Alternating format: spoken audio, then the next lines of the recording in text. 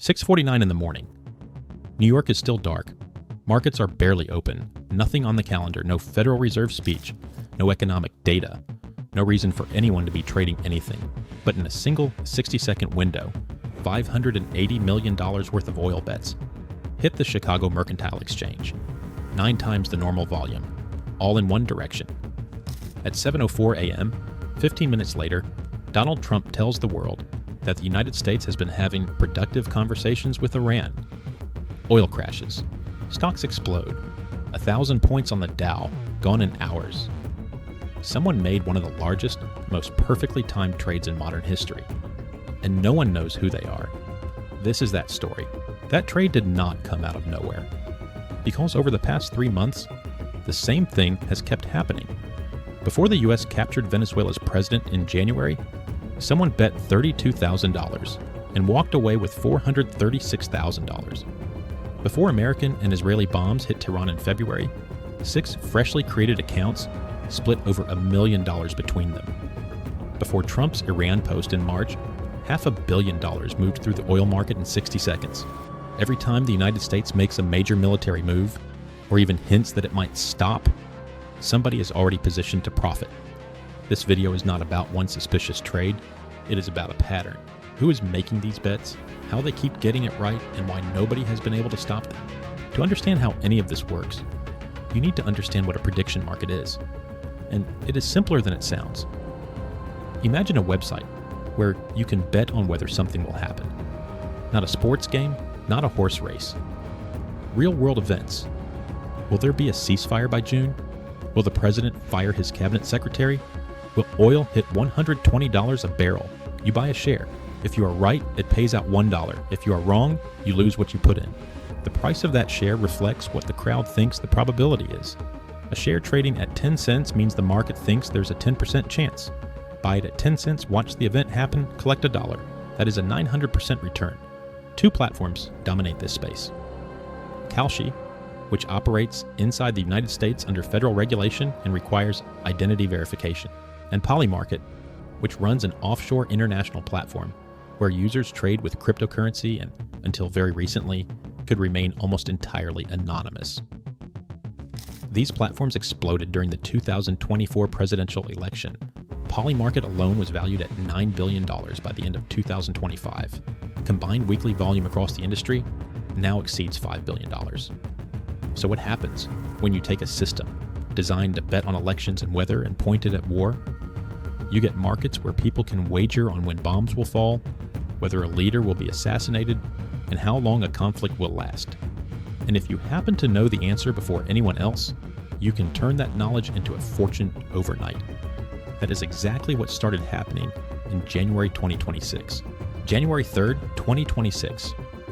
United States Special Forces capture Venezuelan President Nicolas Maduro in a nighttime raid at his compound in Caracas. Nobody saw it coming. Even senior members of Congress were not briefed beforehand, but someone on Polymarket saw it coming. A user called Burdensome Mix had created an account just days earlier. The account had no history, no sports bets, no election wagers, nothing. Every single position it took was tied to one thing: the removal of Nicolas Maduro. Between late December and January 3rd, this account placed $32,000 across a handful of bets. The biggest one, that Maduro would be out of power by January 31st. At the time, Polymarket's own odds put that at just 5.5%. Kalshi had it at 7%. Virtually nobody thought it was going to happen. Then it happened, and Burdensome Mix walked away with $436,000. Blockchain analysts tried to trace the wallet. Chainalysis, a major crypto tracking firm, confirmed the user was cashing out through US-based exchanges, suggesting they were not even trying particularly hard to hide. A gambling industry consultant told Axios the bet just defies belief as anything other than insider information. That was January. Most people treated it as a one-off, a strange anomaly. Maybe someone got lucky. But then came February 28th, and luck stopped being a reasonable explanation. On February 28th, 2026, the United States and Israel launched a joint military assault on Iran. Strikes hit over 500 sites across 153 cities, including deep inside Tehran. Iran's supreme leader, Ayatollah Ali Khamenei, is killed. It is one of the most closely guarded military operations in recent history. And on Polymarket, $529 million had already been traded on contracts tied to the timing of the strikes. Within hours, blockchain analysts at a firm called Bubble Maps flagged 6 accounts. All of them were brand new. All created in February. None had ever placed a bet before. And all 6 had bought yes shares on a US strike happening on February 28th, some at prices as low as 10 cents, when the market was putting the probability at around 17%. Combined profit across those 6 wallets, $1.2 million. One of them stood out. An account called Magami Man. It placed its first trade 71 minutes before bombs started falling on Tehran. By the time the dust settled, Magami Man had collected $553,000. But here is what turns a scandal into a pattern. CNN obtained an analysis from Bubble Maps showing that a separate, unrelated trader had been doing this since 2024. Not once, not twice, dozens of times. This person placed 5-figure bets ahead of Israeli strikes in October 2024, ahead of US airstrikes on Iranian nuclear facilities in June 2025, and ahead of the February assault that started the current war. Their win rate on Iran-related bets above $10,000 was 93%. Total earnings, nearly $1 million. Todd Phillips, a finance professor at Georgia State University, who previously sat on a Commodity Futures Trading Commission advisory board, reviewed the data. His conclusion was blunt. Having win rates in the 80 to 90% range is just too good to be true. Now, all of this could remain in the realm of suspicion. Anonymous wallets, unverifiable identities, circumstantial timing. Except in one case, it was proven. In Israel, authorities arrested an Air Force major who had attended a classified briefing on the launch date of Operation Rising Lion. He signed a confidentiality agreement. Then he messaged his friend the date. His friend placed the bet on Polymarket. When the strikes began, the friend sent a WhatsApp message back. It's starting. They split $162,000 between them. Both have been indicted.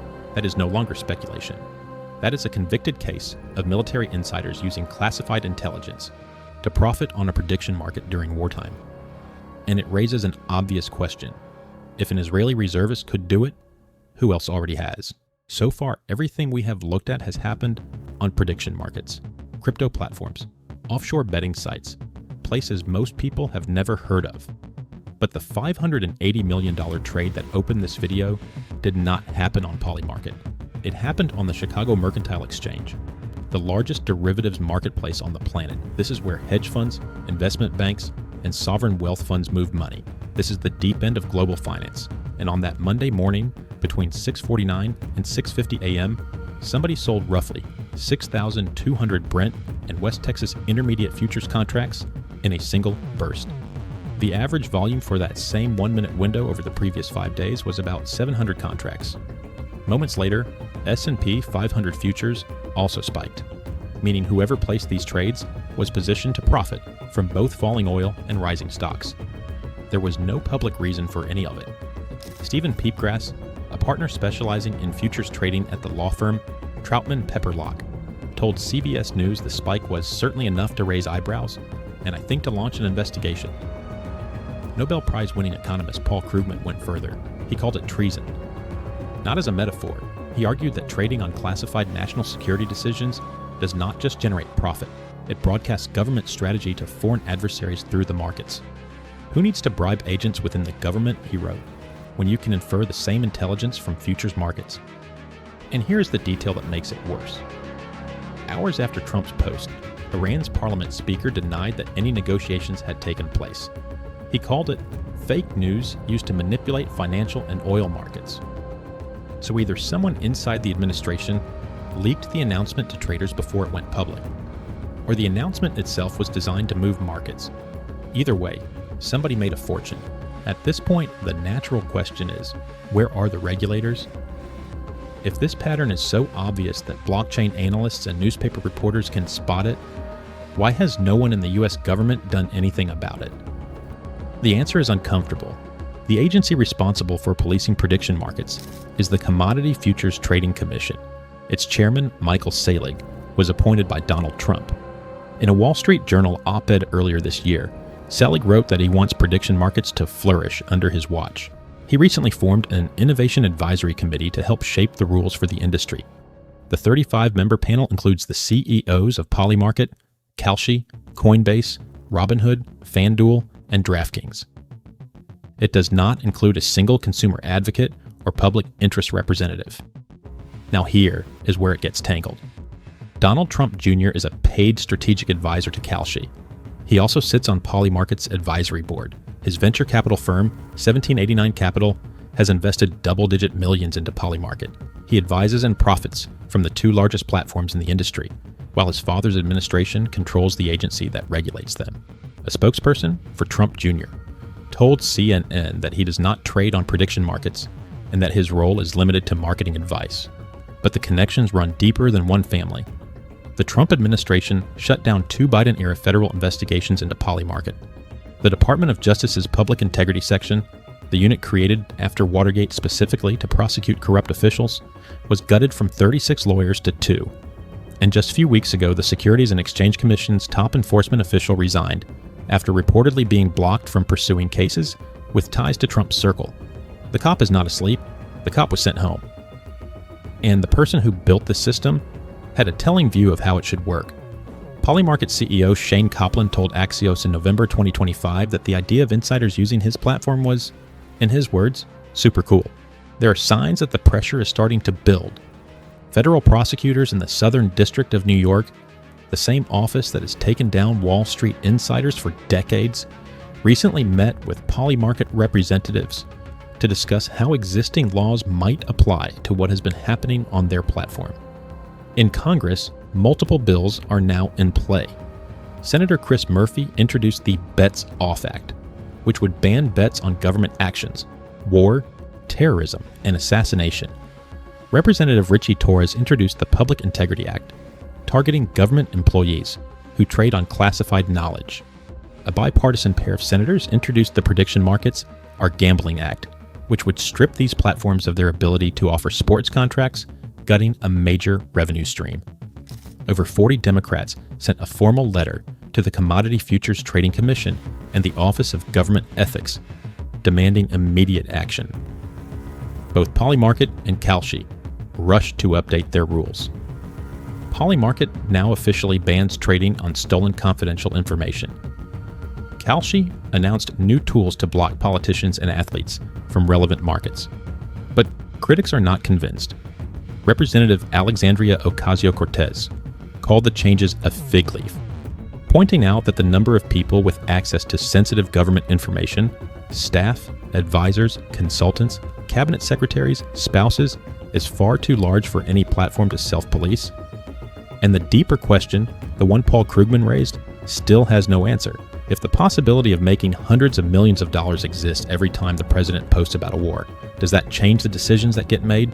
Are policy choices being shaped even unconsciously by who stands to profit from them? Nobody has answered that. Not yet. At 6:49 on a Monday morning, while most people were still asleep, someone placed a trade worth more than $500 million. 15 minutes later, the President of the United States moved the market in exactly the direction that trade needed it to go. That same week, families across the world were paying record prices at the pump. Grocery bills were climbing. The Strait of Hormuz crisis had pushed oil past $100 a barrel, and the cost was landing on everyone's kitchen table. The war in Iran has cost lives. It has displaced people. It has disrupted the global economy in ways that will take years to fully measure. And through all of it, someone has been making money. Not by building something, not by creating value, by knowing what was about to happen before anyone else did.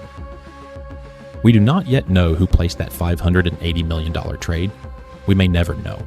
But we now know that the system designed to find out has been quietly taken apart.